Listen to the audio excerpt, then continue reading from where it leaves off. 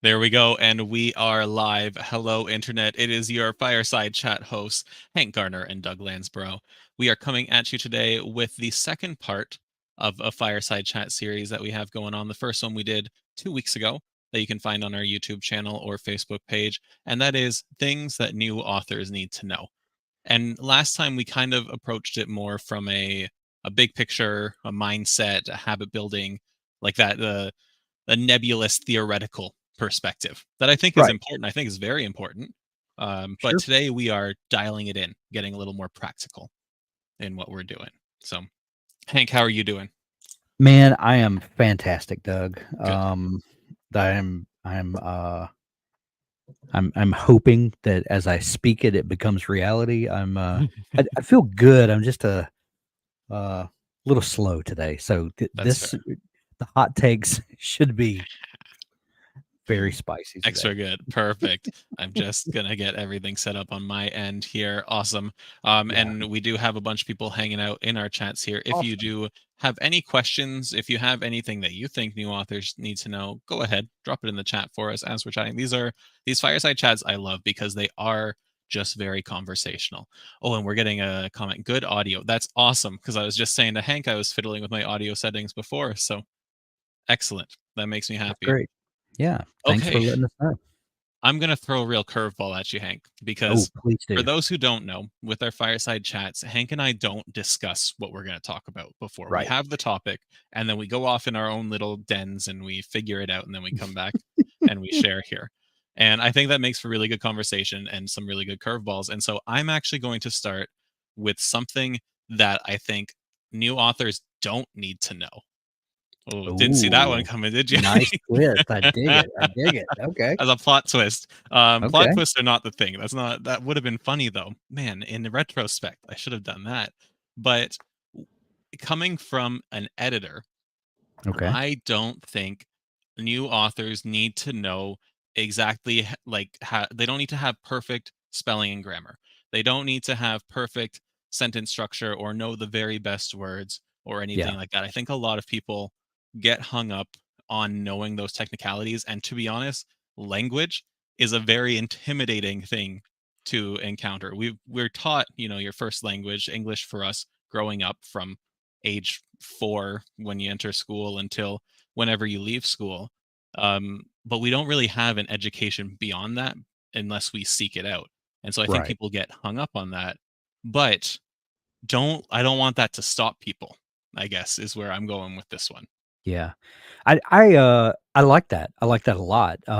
As someone who has struggled with dyslexia, most of my life, that was something, that was difficult for me to wrap my brain around in the beginning, and I'm one of those people that I feel like I got most of my education after leaving school because then I could learn the way I wanted to, and Yep. then, you get to, you know learn all the things that you want to learn and not, fit into the public school structure or that's neither here nor there.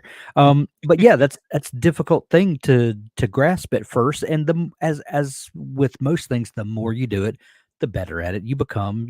The things that you wrestle with on that first book, did I put this comma in the right place? Did I handle the quotation marks correctly?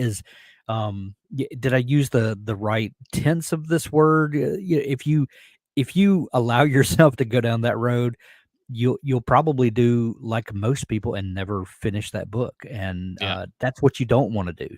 You don't want to let the mechanics of the writing get in the way of telling a story. Yeah, absolutely. I do have more to add, but I want to swing to the chat here. Say hello to Patricia. Yeah. Pat, always loves seeing you in the chat, and hope you're having a great day as well.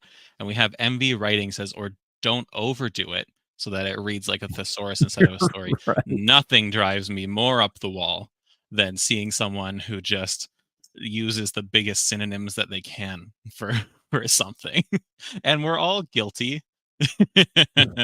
We're all guilty of using too many big words and being too verbose, Yeah. right? I was Yeah. just reviewing some writing today and I saw this sentence that was like 3 lines long and I thought, Doug, that can be 4 words, right? Right. Right. So I that's also made a mistake when I first started the first book that I wrote, or maybe it was a short story. I can't remember, but I was writing in Microsoft Word, and I just went through and took all of the suggestions from the spell check, from the grammar checker, and just click, click, click, click, click, click, and not really understanding the whole concept of a grammar checker and what it's doing and what it's checking for, and, all of my dialogue, this just sticks out at me. All of my dialogue where I had used contractions and normal way that people would speak, Microsoft Word undid that. So, for can't, it would say cannot, and so which on the surface is fine until there's been 4 pages where no one speaks with contractions, and the dialogue sounds like these are not 2 people talking anymore, and yeah, so even your tools can get in your way if you're not careful and you don't understand how to use those tools. Yeah, and I think this might be a conversation for another time because I do, as an editor, I for my own work before I send it off to someone, I will use Grammarly, right? I'll Yeah, use what's built into Dabble, which is powered by Pro Writing Aid, and then I'll export it and I'll check it in Grammarly. Or when I'm writing an article for Dabble U, I'll check it in Grammarly before I get Abby to look it over. And I don't want people just relying on those, like in the instance of the word spell check. Sometimes what Grammarly proposes is technically correct in some situations, but it isn't advanced enough to pick up the nuances of writing fiction, right? exactly, And if you don't exactly. know what those nuances are and you're just like, "Oh yeah, must be right. Click on that." That's dangerous, Yeah. right? Well, it So, it it doesn't understand the difference in you writing a legal brief and you writing a short story that's, yeah. gonna be Yep, published on your exactly. blog or something. Yep, yeah. It's And so way over that the robot's head. it leads me to one of the things that made me think about you don't need to know all the rules. The first experience I had with an editor, and all the times I edit someone's first book, they are the best experiences because you'll find the Mm, most errors, but it also gives me the opportunity to say, hey, this is why this isn't the way that we do it, or this is why this might be stronger wording, or this is yeah, why, whatever. And I think those, at least for me, for my first book, that editing experience really prompted me to become an editor. And so I think me like providing that feedback to someone who doesn't know all the rules, it's such a great learning opportunity that you don't need to stress about it before you yeah. start writing your book. Yeah. Well, my oldest son is a middle school English teacher, and he Mhm. talks about teaching creative writing to his kids. And he said you can approach it as the typical English teacher with your red pen and you're just marking through all the things. Mhm. He said, but the most joy that he gets is when the light bulb goes off in the student's mind when he's able to convey to them, this is why this works and this is why that doesn't. And seeing a kid or anyone for that matter learning that they can now express themselves in a way that helps them connect with other people is an amazing thing to watch. Yeah. Yeah, absolutely. Before we move on to the next one, Pat said in the chat here, can you speak to the overuse of could, should, would? I have difficulty with these three. Pat, well, Hank, I'll let you go first, but Pat, I might need you to just kind of elaborate on what you mean by the overuse of Yeah, them. and could you give us some context? Like, what do you what comes to your right off the top of your head, Doug? What would you first say to this? I The don't first really have a thing clear answer yet. Yeah. So while Pat kind of elaborates there, the first thing that I think of is that could and should and would, especially could, I find, is very much like a filler word or a crutch word Yeah, a that crutch word is people what I was gonna use. say, yeah. Yeah, they when you aren't confident in what you're writing, or maybe you just don't have all the details yet, you need a second pass at it. You tend to use these words to fill in just essentially like an empty sentence, Yeah, right? If I'm telling you a character could do something or they should do something, I best follow it up with something relevant, right? Why are right, they thinking they should do this? So, yeah. I think of it in, uh, a lot of times in my early writing, I would use little crutch phrases and not even realize that I was doing it. but I would say I'm trying to think of a good example. Something like she started to do this, or that Mm, she began to do, and instead of really forming out that show not tell moment, I just used this little simple crutch that just flowed right out, and I didn't think about it, meaning that I wasn't thinking about the prose I was writing, and you have to be careful about anything that you just naturally go to, and look for those instances where you're not communicating what you want to communicate. You're just looking for this bridge to get you to the next sentence, and those things can be dangerous because they just become filler that take up space and are not doing what you need done. yeah, yeah, and I think Began to the shrug instead of shrugged. Yeah, yeah, exactly. exactly. That's a great example. Yeah, Yeah. My and I have here, Pat also said, sorry, I use a word to select words that appear to be commonly used, for example, that for overuse. There are yeah, maybe this is another thing. This wasn't even on my list, so I'm glad we have some folks in the chat here pulling it up. absolutely. But like these filler words, these common crutch words that you Mhm, use, especially words like that or began to, they add mhm. nothing to the Right, story. And it's not that if you write them, you're a bad writer, right? Like that right. that's don't think that. I don't want anyone to think that. But when you're revising or when you're working with an editor, that's kind of the fat that you're going to trim. Yes, and I was, about to say that specifically. If you need those words, those phrases in your first draft, if they Mhm. help you to get the story out and to help you bridge from scene to scene or from action to action, that's fine. Just know that when it comes to that second draft and that revision that you're gonna do before sending to your editor, those are things that you need to look for, and if you know that that's something that you utilize, make yourself a note, do a search, check for this. And then when you see that, what is a better way to shape that phraseology to help you move the story forward in a more dynamic way without using fillers. Yeah. My filler word or crutch word is seem. He Mm, seemed to do this. She seemed to like the right. play, like, and now whenever I'm typing, I've trained myself. I've cut that word out so often that as I'm typing, if I type it, I have like physical reaction. I back, back, back, back. Right. Oh, it's pain in my neck. Yeah. Are there common crutch words we should all look out for? That's a great question, Pat, and I'm actually going to write that down because that would make for an excellent little article, I It think. would. That'd be a Um, great W article. yeah. Honestly, so as our resident editor too, not to toot my own horn, my pen's dead, so I'm now flailing. But um, I've read almost every article that's on W at one point or another, and I'm trying to think if that exists, but I don't think it does. I But don't that's recall seeing one. no, so that's a great thing. I think off the cuff, I don't think I want to come up with a list right now because there will be so many that I'm missing. But I think that's something that we can definitely come up with. Great idea, Pat. Yeah, yeah, and I don't know that there are a designated list of crutch words. To Mhm, me, a crutch word is one that you just go to without thinking about it, mhm, and that helps you to transition from beat to beat, a lot of times, and so they may differ. Now there may be a list that you could check for, of mhm. of course, but whichever word or phrase you are using most often that you realize is not carrying the weight of the story, maybe that's what your crutch word is. Yeah. Yeah, so I guess be a little self-analytical when you're Yeah, revising, because 'cause you'll notice, especially if you're reading stuff out loud, which is something I yeah, advise everyone to do, you'll start noticing when you repeat things. yeah.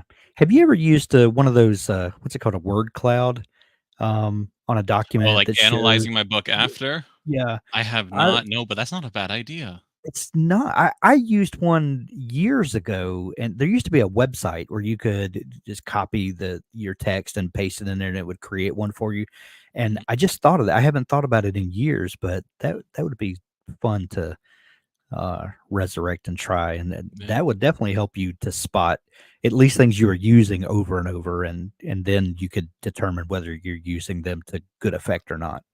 as long as you could filter out like the Right, right, character yeah, names. All right, exactly. so Hank, you're up now. What is something Okay, that you think all new authors need to know? you know, I I actually created a document that looks like the rantings of a madman, um, and mm, I think I'm gonna go with this. It's okay, and this is something that my feelings have evolved on. So I'm gonna kind of couch this. It's okay when you begin to not know how your story ends Oh, okay. for a Yeah. little bit. For a little, I'll qualify that. Um, It what I like to do, I used to be a strict pantser, and just rebelled against the idea of plotting and planning. And then, through a number of conversations and trial and error, and one specific circumstance where I signed a contract for a book and then couldn't finish the book. And I recently turned in that book over the weekend. So anyway, Whoa. 3 years late, but that's but we're not here to talk about that. No, The it's a different fireside chat. Yeah, you're right. Um, but, what was I saying? Okay, so I still like to kind of pants out, my characters and to get a feel for who they are and to start thinking about a plot. Um, and those things for me kind of unravel a little bit in the process of writing 2 to 3 chapters. And then when I have those 2 to 3 chapters, which may or may not wind up in the book at all, they're just there for me to kind of feel out who these people are, what some of their motivation is, and what they're up to. Um, but in that process, then after 2 or 3 chapters, I stop, and then I figure out what their motivation is, what the essence of the plot is going to be, how these characters, show up in the story, and how they are changed by the end. Uh, and then and then I start working that out, and then I absolutely know how the story is going to end, and I'm writing toward that ending. So I'll say that it's okay in the very beginning to not know how your story is going to end, or even what your characters are up to. But there will come a point when you do know those, or you should understand the answers to those questions, and you should stop. And that's when I say you should plan out your book. And then whether you use that plan for your daily writing or just to kind of untangle all the problems in your mind, then you should have the answer to those. So Yeah, absolutely. And before I jump on that, I just want to point out all the congratulations in the chat for you, Hank, because we kind of thank glossed you over all. that. I didn't know if you wanted Yeah, to mention it or not, but yeah, great job. thank you very much. It's So a in it's a turn, sci-fi adventure book a la Star Wars, Battlestar Galactica, that sort of thing, and he should be didn't out even this let me fall. read it before he submitted it. How rude. Yeah, I'll send you a copy though. Okay, signed one, please. Yeah, Um, so in terms of that, yeah, I guess something else new authors need to know is that there is no right way of writing your book, yeah, right? And one of the things that I want to touch on before we're done here is story structure. But there, don't let anyone tell you this is the exact way you need to go from first word to the end, right? There's no definitive process for that. There might be some that are more efficient for some people. There might be some that certain groups of people prefer. But no, I think you're right. You don't need to adhere to a strict plotter model right. to write a successful book. You just need to go at your own pace, right? Yeah, yeah, and, uh, Josh Hayes, if you guys were able to tune in to our workshop last week, Josh showed how he uses Dabble to plot his novels, and he uses the plot grid in a way that is not typical of how to use the plot grid, and he has very detailed plots, and it's not at all what I would think about when I sit down to make out a plot grid, but it works for him, and it however you plan, um, there's no right or wrong way. It's however you map out your story. Yeah. Yeah. So I guess I'll transition over to story structure then. Okay. Because that is, when it comes to like the technical side of writing, story structure sounds so gross and so boring. And I think Yeah. a lot of people hear the word structure and they immediately think that it limits your creativity and it makes your writing cookie cutter. But that's not how I want people to approach it, especially new authors. What I'd much rather you picture story structure as is sort of like a guideline to understanding what makes an effective story. And so it gives you that sort of path to walk down, but you get to decide what's on the path and you get to decide where the path veers and where it splits and what decisions are made and who joins you on the path. But the structure is still there. So you still know, okay, here's my opening scene, my ordinary world. Here's the inciting incident that kicks off my whole story. So I need to make it bang. Here's, what the climax looks like, and then here's the short time after. And there are different structures, right? We have a whole little mini series of W articles covering all the different types of story structures that you can use. But understanding that just helps you figure out how to make your story the best that it can be. And it helps your readers too, because readers come in with a certain expectation. We all want a beginning, a middle, and an end. And if somehow you deviate from that, you're going to disappoint readers and you're going to end up with unhappy readers and readers that don't finish your book and never come back for another one. Celeste said, "I'm weird. I get writer's block really easily without structure." I'm with you, Celeste. Yeah. Yeah, Yeah. structure is a great thing. And MV writing here says structure lets you focus on making your story unique rather than make it. I think that's a excellent way of putting it. Excellent. I'm Yeah, gonna steal excellent. that. I think I'm just jotting down everything today. Yeah. I found this Right. nice unused notebook when I was cleaning my desk the other day, and Oh, now I'm putting it to work. mm, there you Awesome. go. Alrighty, Hank. What's next on your list? I'm just gonna kinda skip around and pick one. Let's see, I scrolled past it a second ago. Um, conflict. Make sure there's conflict in your story. Hmm. My wife and I, people hate to watch movies and TV shows with us now because we will pick apart the the plot structure and start predicting out loud what we know is about to happen because we've seen it go over It's a and over and curse. yeah, and people are like, "Would y'all just shut up and just let us watch the movie?" Um, but one of our favorite phrases is "stick a character in a tree and then set the tree on fire," and Yeah. give your character something to deal with, because no one wants to read a book where the protagonist, if you even want to call them that, just sit at a kitchen table drinking coffee and smoking cigarettes and thinking about how horrible their life is for you know that that's yeah, those books are out there, trust me, but they sell 4 copies a year and, get you invited to cocktail parties, but that's neither here nor there. But yeah, give your characters something to do, give them a problem, give them something they have to solve, give them interpersonal problems. Those are even better if they have relationships that are at odds because of something that happens, and then find out how they solve this thing, and then what does that do for their interpersonal relationships, and it kind of grows out from there. But have a problem. Give. Don't be afraid to be mean to your characters because that's what Yeah. readers show up for. Yeah, and I actually have conflict on my list too because it is that important, right? It Yeah, is a fundamental part of storytelling. yeah, And I've said this before, so Hank, you've heard it, and I know we have some regulars in the chat, so I'm sure they've heard it before, but I constantly say stories or books without conflict are textbooks, right? right. So yeah, there are plenty of books out there without conflicts. I had to buy a bunch in school. Um, but Yeah, when it comes to conflict, there are we can break it up into two different parts. There is the external conflict, which is like the sexy conflict. It's the one that you put on the back cover blurb, and it's the one that sells books, right. right? It's they're building a Death Star, and we need to stop it.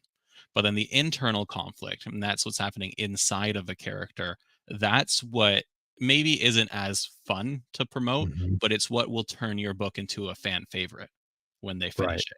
Because that journey, that overcoming of their fears and obstacles, and that personal growth that comes from internal conflict is huge. That's realistically, as much as I love a good actiony plot and I love writing big explosions and sword fights, that internal conflict is really what we're writing when it comes to Exactly. writing a good book.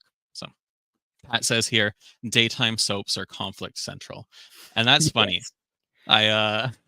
I haven't watched a soap opera for many years. I used to watch them with my gran all the time, and those were her favorites, right? And I'm not going to pretend like I enjoyed them, but what you can do is look at something like a soap opera that tends to be very over the top. We think, Right. the evil or the twin comes back from the dead, or that person is secretly your dad or something. You can look at that, and while it might be over the top, think about how that kind of conflict is handled by the different characters and the fallout from it, right? If you're a big soap fan, watch it analytically.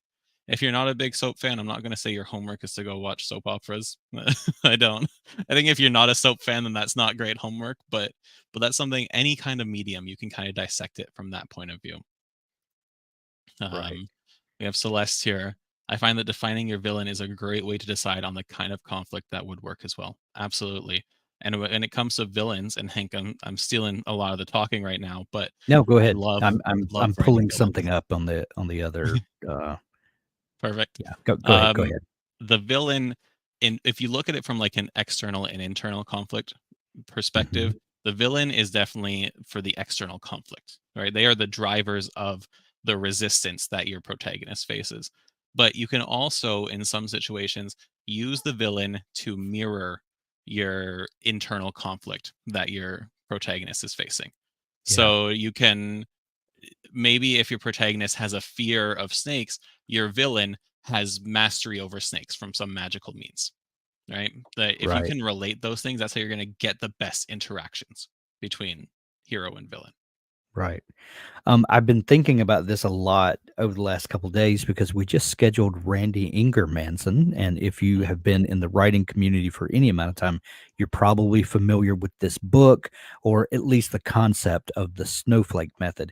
And I've been rereading this book in preparation to get to talk to Randy next week, and he talks about starting with a big high level one sentence idea and then kind of blowing that up and blowing it up and blowing that up and then coming to characters and figuring it out how your characters relate to that one sentence and then how your story changes because of the characters and conflict is a natural part of the story. So I would say when you're first thinking about writing a novel, figure out who your characters are and what the conflict is. And I think once you start kind of identifying who they are and then what is going to stand in their way, that will go a long way to helping you figure out a lot of the other pieces of what your book's going to be. I'm just posting a link in the chat here. Um, it's next Friday at 2, right? Yes. Next Friday, well, Yes. 2 my time. So next Friday, 2 p.m. Eastern. Yes. Um, Standard podcast time. Standard podcast time, as we call it. Hank will be chatting with Randy Ingermanson, and I just put the the link in the chat there, and I'm posting it on the Facebook comments as well. Um, because yeah, the snowflake method is kind of what got me started with plotting. I don't think I've ever actually followed through with the entire process because it is Yeah. very in depth, but it has helped me come up with my own kind of plotting method every now and then, and I love how Yeah. it builds out. Well, I'm kinda like you, Doug. I don't know that I've ever gone through the entire process because the first probably 4 or 5 steps, um, get the motor revving so much that I'm just ready to take off, but and I have Yep. going through those first steps have helped me answer the questions that I needed to answer, and then, it kinda takes off, although I could only imagine if I had the fortitude to stick through it and go Well, because through the it. whole thing takes weeks, I think, is Yeah, what he budgets for planning right, it, and some people love that. I think I could do it. I think maybe I'll try it for the next book. Maybe that'll be I'll do a little case study or something, and we'll see right. how it goes. But yeah, and TW loves the standard podcast time. We do too. This is a perfect time for me. Alicia Yeah. commented here about crutch words and words that we overuse. Autocrit does that for some of your top words. Mm, Yeah, I also run okay. my book through Autocrit, which is a cool little tool that does stuff like that. It'll point out words that you use too often, or it'll point out weaker words. So a little bit of line editing, but it also compares it. You can compare your book to bestsellers in your genre, and it'll give you a score based on that. So I always, once I'm done writing, I always export it from Dabble, and I have that whole little process: revising, sending it to an editor, getting it through AutoCrit. Yeah, very cool. Fun. Okay. You brought up conflict. I kind of piggybacked off that, but I have a Mhm. big one I want to Okay. touch on. Bring it on. And I again, this is something you've heard me talk about before, because this is like I've adopted this one man mission to spread the good word about how important a character's backstory is. And if Mm, there's like one thing that I wish I knew when I first started, it's how pivotal a character's backstory can be if you take the time to flesh it out. And when I say that, I mean, you might, someone listening might know just based on the word backstory, but anything that happens before page one, if you can figure that out for your character, if you can define those key moments in their life and their key relationships, it influences literally everything that they do. It influences their motivation and their goals. It has relationships, and those formative relationships that impact how they view the world and how they talk to one another, and what jobs they're interested in and what their hobbies are, and the vendettas that they have and the revenge they want to pursue. Like, everything about your character is touched by their backstory, which I right. think it, like, I say it so fiercely. I say it so aggressively because it's true. And I didn't have that aha moment until way too recently. And it's completely changed how I view and how I write my characters.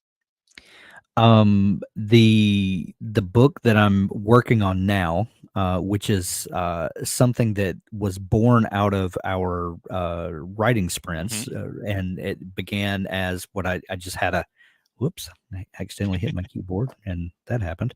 But it and I had a feeling that it was going to turn into more than it was. And there's a great feature in Dabble under the characters section where you can make character profiles. And when we first rolled out this feature, um, I was like, that's cool. But I don't normally do a whole lot of character work before I start writing. And I would just kind of either have an idea about a character and just hold it in my head, or kind of discover things about the character as I wrote it. And what I found is that over the last few days, when I sat down and started actually kind of breaking that the same process I talked about earlier, where I kind of used a chapter or two to kind of understand the characters and understand the story. Like, okay, now I'm ready to start working on it. And I began by there are two main characters in the book that you encounter in the beginning. One's a hitchhiker, and one is the guy driving the truck that picks up the hitchhiker. And so I began with who are these people, and I created a character profile for each of them, and I started going through things in their backstory. One has kind of a wild, kind of fantastical backstory that may or may not be true. We don't know if he's an unreliable narrator or not. Hmm. One But of us does. one of us does, but, and and so you start collecting all these kind of fantastical elements and, things that he's been through, and then you start thinking, "Well, how can one human go through all of these things and they be true?" I don't know, maybe. But then the other character, the guy that picks up the hitchhiker, that was actually more fun for me to start kind of digging into his backstory and figuring out who he is, what he's doing driving down this highway in the middle of the night by himself. Is he married? Does he have a family? Does what has brought him to this place in life? Um, to this point, what internal baggage is he carrying from something that happened when he was 12? Things that will probably never come out in the story, but 100% will determine how he reacts to certain situations. And I'm reminded that when J.K. Rowling first finished the Harry Potter series, I don't know if it was, kind of book hangover where, she's still kind of living in that world, but the books are finished. And, you know, we've all been there. You something, either something that you love to read and you don't want to leave the world, or something that you've written and you still feel connected to those characters, so you just kind of keep talking about them. And she would bring out these facts like on Twitter or something that, Yeah. well, this character, had this happen to them 20 years ago, and you never encounter those in the books, but just little glimpses that she gave us of some of the character work that had gone into making these characters who they wound up being. And a lot of the work that you put in will never show up on the page, but will definitely have an impact on how this character reacts, responds, and just travels through the world. Yeah, no, I that's a great way of putting it, because I think the vast majority of what you create for a character's backstory will never present itself to the reader directly. I want to add, because technically it is always there, right? Yeah. But it's not blunt. It's very subtle. It's worked into their dialogue and their actions. Um, but yeah, and it's funny, in my current story, I'm dealing with characters. Some of them are hundreds of thousands of years old, and so when I go to the backstory, I'm like, this is it's too much. It's too much. I can't map that out. But even like, scale that down or scale it up if that's, your story. But if you hit on those key moments, then it gives you a lot of advantage when you're writing. And if you do all this work, you build out this character backstory, then if you caught the premium workshop last week where I talked about author websites, one of the things we talked about was bonus content you can make for your readers on your website. Character backstories, if you put the work into it, a wealth of bonus content for your readers. You can repurpose that into like an interview or a short story or just a little glimpse into who they are and what they've done. Readers eat that up. They love it. I love it. Right. So Right. so it's all there. Right.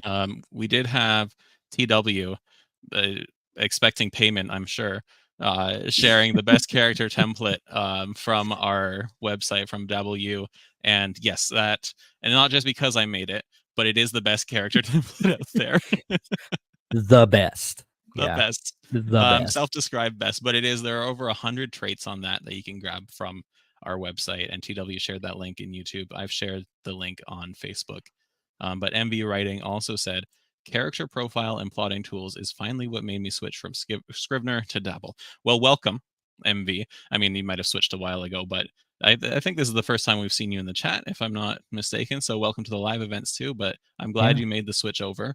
And definitely grab that character template there to add to your Dabble projects, because you don't need to fill out all 100 plus traits, but it really makes you think about things that maybe you didn't think about before. Right. And if you want to fill them out, more power to you, I guess. Yeah. Is it my Okay, turn? Hank. Yeah, it's your Okay. turn. I'm gonna dip back into Randy Ingermanson for a second because, like I said, I'm rereading this book, so a lot of this stuff is fresh on my mind. But in the beginning of the how to write a novel using the snowflake method, and also it's told he writes the book in a kind of a magical realism type story where this writer encounters fairy tale creatures that just walk up and talk to them and just just totally nuts, but it's a fun narrative style. um but one of the first things he addresses in the book is to how to determine your audience and your genre. And he used the illustration of someone in a classroom, and they they talk about what they want to write, and say, who would be interested in this, and everyone raises their hand. Oh, that sounds like fun. But then when they start breaking it down to the distinct elements of the story and the particulars of it, that audience shrinks and shrinks, Mhm. as the genre is defined and the target audience is defined. That, from everybody wants to read it to this corner of the room over here, is they want to read it, but they're really passionate about it. And so finding out kind of what the story is that you want to write, and who would be the audience, or who would want to buy that book. Determine those things as early in the process as you can, because those will determine the types of tropes that you use. And trope is a four-letter word for a lot of people. Yeah. And what will help you write the story that your fans are going to absolutely love. It's one thing if you write a story and a lot of people buy it, but only a quarter of those people actually read it, and maybe a quarter of those people actually love it. You've gotten a great payday from that, but have you done anything in the greater, you know, world impact? And I don't know a single writer that didn't get into writing because they wanted their stories read. Everybody wants Yeah. to write a story that is read and that connects with people. And then a secondary, um, goal is for people to make money from it. But everyone that I've ever known wants to write a story that's read and loved by people. And determining who those people are will help you write a story that will connect with those people even better. Okay. Perfect. Yeah. I think one of the things I wish I had done earlier is really understand my subgenre, because Yeah. I write dark fantasy, which is fantasy, but it is very different fantasy than like Lord of the Rings epic fantasy, right? Even urban fantasy, still fantasy, very different tone, very different Right. settings, very different style. I was editing an article that's going up on W earlier today. About cosmic horror, and I love Mhm. cosmic horror. So I was, adding all my 2 cents and whatnot. Like But cosmic horror, Lovecraftian kind yeah, of like stuff? Lovecraftian, Okay. yeah, eldritch beings, different Yeah. dimensions, things that really break the mind, right? Right. That's very different than a haunted house. That's very different than folk Exactly. horror. So you need, and it's not that if you don't understand the nuances, you're going to write a bad book, but if you understand the nuances, you're going to write a much better book. You can really play into those. You know what kind of pain points to hit to really make your characters suffer, grow. Yeah. Yeah. And So, I'll, I'll tag onto that, a lot of times people will, and I'll preface this by saying that most readers that I know of don't read only one genre. I mhm, love some sci-fi action adventure books, and then I like to read a dark fantasy. I like to read some Joe Abercrombie, and mhm, then from there I might need to lighten it up a little bit, and I'll read some Brandon Sanderson, and then maybe there's a fun rom-com that someone has sent me, and I'll read that as a palate cleanser, and I can enjoy all of those things. But when I sit down to write, I'm generally going to write one particular thing. And the thing I write may be informed by all of those things. And I may bring in elements that I've learned or that I love from there, but I'm very careful not to mix up the genre too much. That there is a difference in adding romantic flavor and bits of levity to your dark fantasy.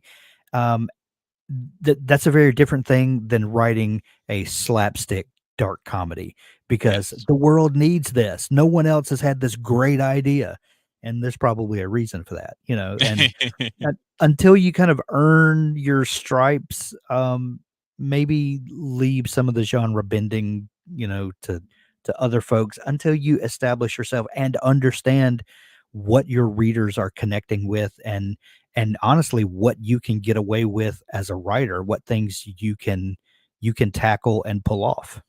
Yeah. And that, I think, really leans into why beta readers are important, especially if you're new to this writing thing.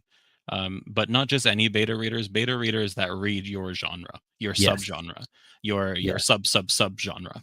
Like the more specific you can get with your beta readers, the better feedback you're going to get, because Yeah. your own knowledge of your subgenre is limited by your experiences too.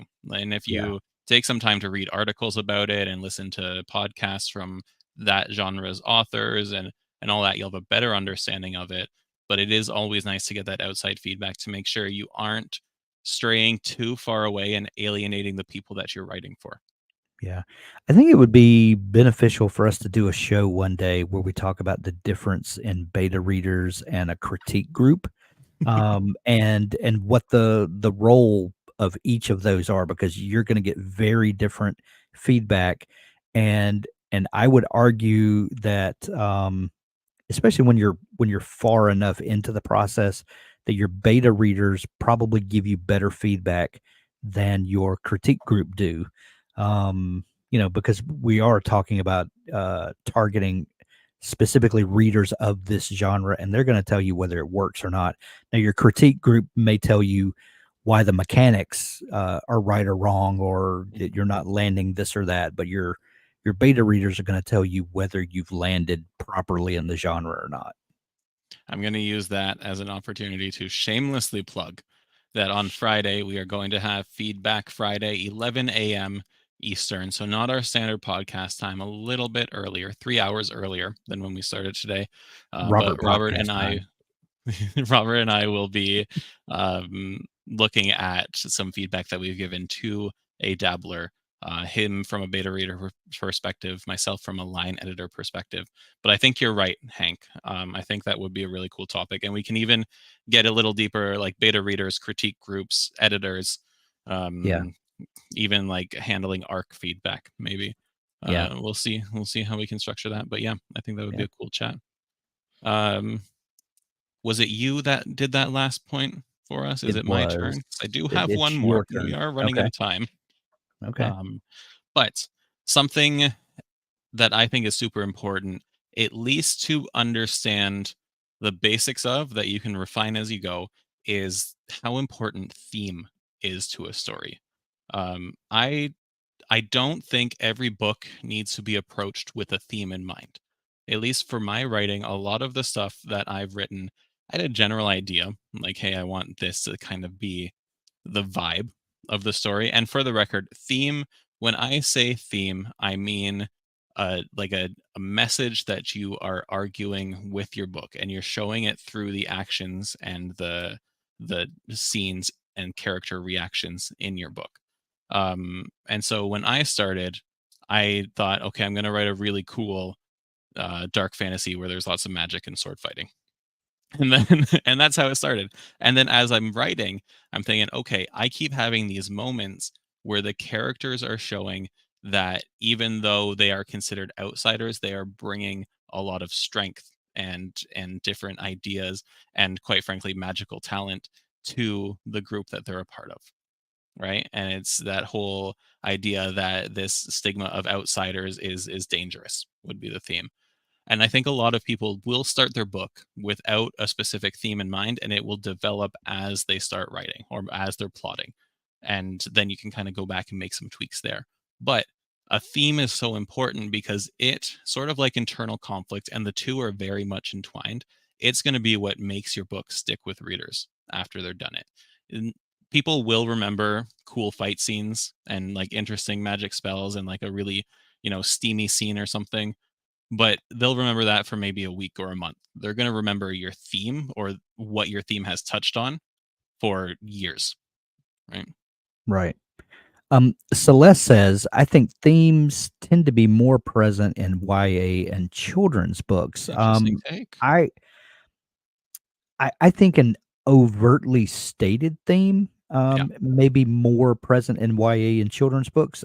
I would argue that themes in general are present in most literature, just may not be as overtly stated. Hmm. I think in YA and children's it's more upfront, whereas in adult literature it might be, buried a little bit. But if you start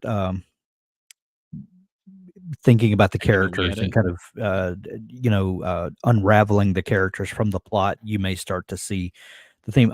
I don't think I've ever written a book and started with a theme in mind. I don't know that I've ever been like, "I'm gonna write a Mhm. novel about friendship."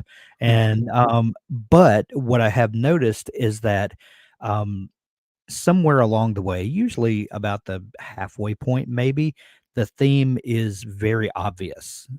It presents itself, and then you start realizing, okay, the the journey this character is going through, this character's learning something, or this character is able to establish themselves in the world because of this thing.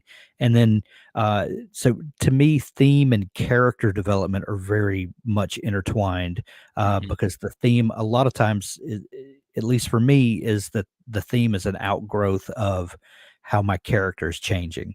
And yeah, and so for me, a lot of times that theme becomes, more concretely established in that second draft, because after I've kind of become aware of it and I see where my character development, and which then leads into plot, is kind of asserting this theme, then I can go back with a more critical eye, and I can look at places I can drop in little hints here, little hints there, very subtly, because what you don't wanna do is open a book and say, "I'm gonna tell you about Yeah. the the downsides of infidelity." Alcohol, You yeah. that's everybody's like, "Oh, I'm just gonna close this book and, get," you know, uh subtlety is always your friend, when Yeah. it comes to theme.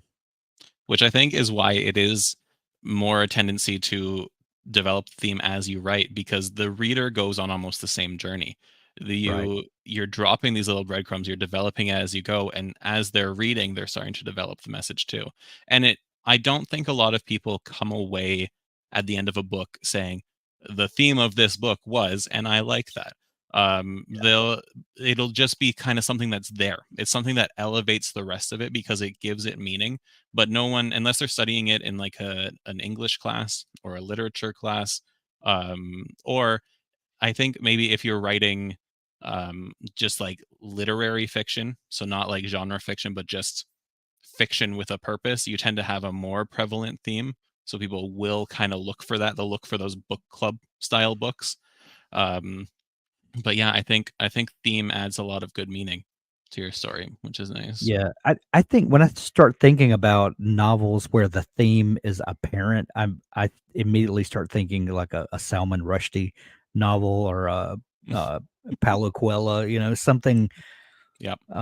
you know, which are fine, but, Yep. not my go-to necessarily, Yeah, like I said, I write sword fights and explosions. Like Right. I've said this before in a different fireside chat, I think, but I embody like Marvel movies in terms of my writing. Yeah, It's a fun time, right, with fun right. characters. But even Marvel movies, people will argue that superhero movies aren't cinema, right? And I don't necessarily give a lot of weight to people who are so exclusionary in their thinking, Yeah, but even Marvel movies will have themes if you dig down sure.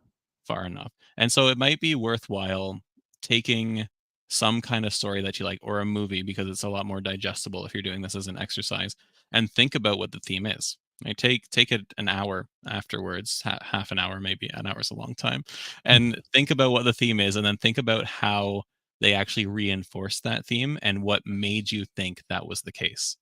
And then you Right. can start using that in your revisions, maybe, Yeah. rather than as your first draft.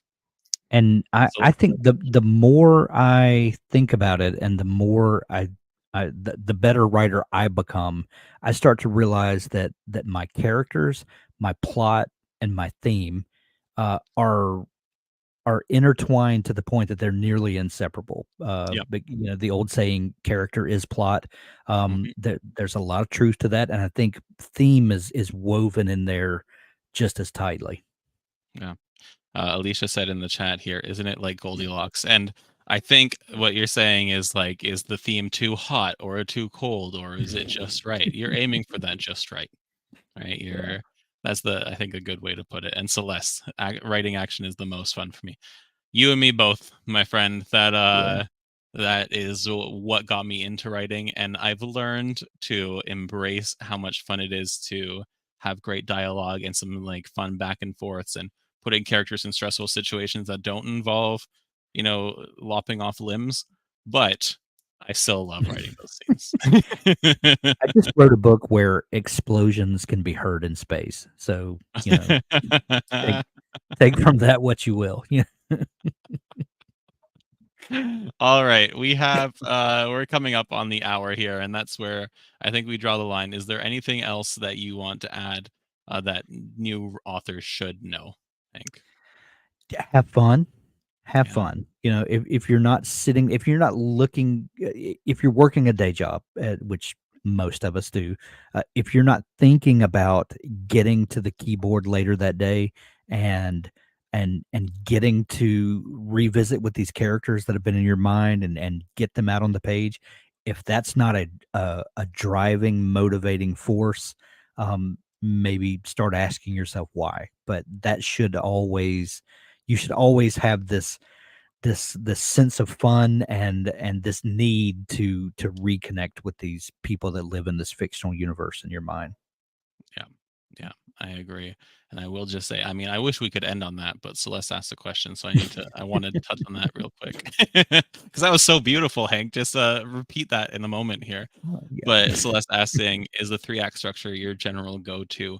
The three act structure it's almost so basic that it fits into almost every story structure. Right. And as human beings, we innately know the three act structure, and that's how we tell stories even before we learn anything about Yep. this. It's always beginning, middle, end. So if you Yep. go with the three act structure, you can't go wrong. Right? Right. You can for fantasy, you can go hero's journey as well. Fantasy, sci-fi, like anything kind of more epic like that with your hero having a transformative process, you can do that. And Um, even that can fit into the 3 act structure. yeah, arguably it is the three act structure just Right. rounded. Yeah. So yeah, if you have a solid understanding of the three act structure, you have a solid understanding of storytelling. Yeah. That's pretty Absolutely. much it. Or plots. Yeah. You have a solid understanding of storytelling structure, I should say, Yes. because there's a lot Yep. more to it. All right, now pretend Hank said his beautiful thing just now, and Have fun. yeah, have fun. That's the biggest thing. Go Yeah. have fun. Go write a few words. And thank you everyone for joining us and participating in the chat today, and just having a good time. I love these Yep. fireside chats. I look forward Me to them too. every time. So Me I too. guess we Thank will. you all for Oh, joining us. I will shamelessly plug one more thing. We've plugged Randy next Friday at Yes. 2 p.m. Eastern. We've plugged Feedback Friday this Friday at 11 a.m. Eastern. Now I'm going to plug Writing Sprint Wednesday tomorrow, 2 p.m. Eastern, podcast standard time. Mhm. That will be hosted by Robert, but I'm sure Hank and I will be in the chat. I will be in the chat, All stirring right. trouble as usual. All right, everybody. We'll see you later. Thanks for See stopping you. by. Thanks.